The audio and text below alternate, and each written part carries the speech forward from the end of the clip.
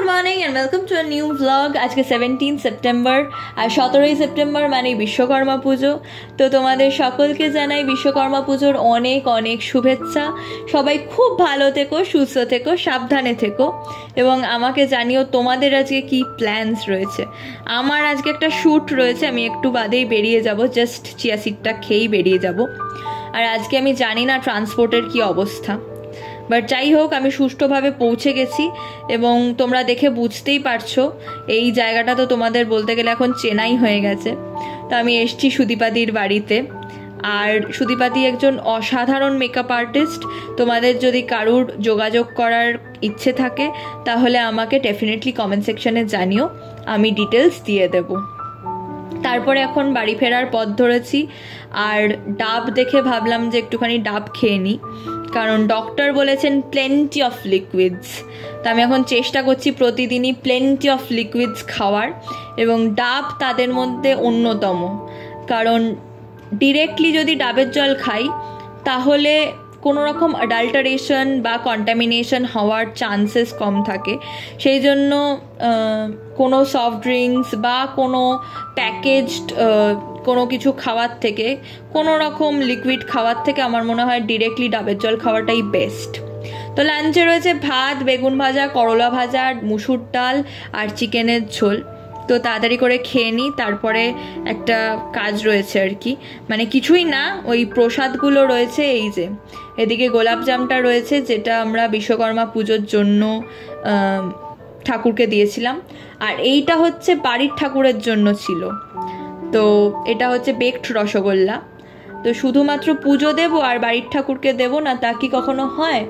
তাই জন্য দুটো আলাদা আলাদা করে আনা হয়েছিল, সেইগুলোকে একটুখানি গুছিয়ে রাখছি। আর মায়ের তো শরীরটা ভালো নেই, তাই জন্য এখন এই কাজগুলো আমি করছি। যাই হোক, আর একটা মজার কথা হচ্ছে বিশ্বকর্মা পুজোর ডেটটা যেহেতু কোনো দিনই পাল্টায় না, কোনো বছরই পাল্টায় না, তাই জন্য না আমার মনে রাখতে খুব সুবিধা হয়। মানে আমি জানি না কারা কারা এই সিচুয়েশনটা ফেস করেছো, যদি করে থাকো তাহলে আমাকে ডেফিনেটলি কমেন্টসে জানিও। বাট আমি এটা অনেক সময় অন্য কোনো পুজোর ক্ষেত্রে, যেহেতু তাদের দিনক্ষণ পাল্টে পাল্টে যায়, হুট করে কেউ জিজ্ঞাসা করলে না মনে করে নাও বলতে পারি, কিন্তু বিশ্বকর্মা পুজোর ক্ষেত্রে কখনোই এই অসুবিধাটা আমাকে ফেস করতে হয় না। তো আমার মনে হয় এটা একটা বড় প্লাস পয়েন্ট। সব পুজোরই যদি ওরকম একটা করে ফিক্সড ডেট থাকতো তাহলে বেশ ভালোই হতো মনে হয়। যাই হোক, তোমরা জানিও কার কার কোথায় কোথায় ইনভিটেশন আছে, বা কারুর বাড়িতে, ফ্যাক্টরিতে, বিভিন্ন অফিসে পুজো হচ্ছে কি না। আমার মনে আছে যে আমার ছোটোবেলায় বাবা যখন অফিসে যেতেন তখন সমস্ত এমপ্লয়িজদের তাদের সপরিবারে নেমন্তন্ন থাকতো অফিসে, আর খুব আনন্দ হতো, কারণ সবাই মিলে একসাথে বসে খাওয়া দাওয়া করার যে একটা আনন্দ, মানে যখনই ওই মাটন আর ভাতটা পাতে পড়তো তখনই আমার মনে পড়ে যেত যে রোববারের দুপুরের মতন। ঠিক যেরকম একটা সময় রোববারের দুপুর মানেই মাটন ভাত ছিল, ঠিক সেই রকম হয়তো এক্সটেন্ডেড ফ্যামিলির সাথে, এক্স্যাক্টলি নিজের পরিবার, শুধুমাত্র নিজের পরিবারের সাথে নয়, কিন্তু ওই এক্সটেন্ডেড ফ্যামিলির সাথে বসেও আনন্দ করার এবং খাওয়া দাওয়া করার একটা আলাদাই ব্যাপার ছিল। তো তোমাদের এখনও সেটা আছে কি না ডেফিনেটলি আমাকে জানিও। আর সন্ধেবেলা ছোটো মামা এসছেন, ছোটো মামা, ছোটো মামি, আর প্রচুর গল্প চলছে।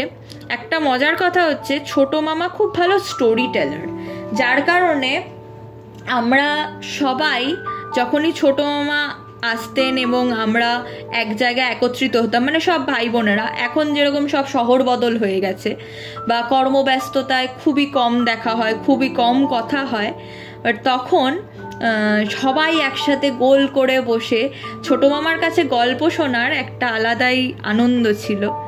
তো আজকে অনেক পুরনো স্মৃতি মনে পড়ে যাচ্ছে আর তোমাদের সাথে শেয়ার করতে পেরে বেশ ভালোই লাগছে। তো যাই হোক, আমার ছোটো মামা আবার চিকেন মাটন কোনোটাই খান না, তাই জন্য আমরা ফিশ চপের ব্যবস্থা করেছি। তো চলো এখন চা বসাই আর তারপরে ফিশ চপটাও গরম করে নিচ্ছি একটুখানি, দিয়ে একসাথে বসে জমিয়ে আড্ডা হবে, তার সাথে খাওয়া দাওয়া হবে। আর আজকের ব্লগটা এই পর্যন্তই, দেখা হবে নতুন আরেকটা ব্লগে। টিল দেন টাটা, সবাই খুব ভালো থেকো।